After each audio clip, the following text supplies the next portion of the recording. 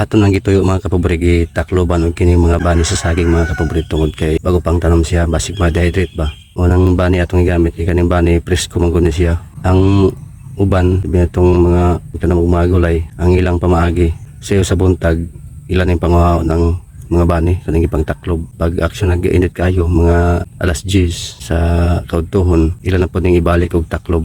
Pero kaning ato mga kapobre, ato ning pasagdan siya taman sa maluyat. Taman sa malaya ning mga bani.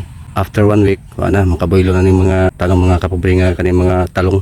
Pwede na siya panguhaon. Walay palos-palos na. Highway palos.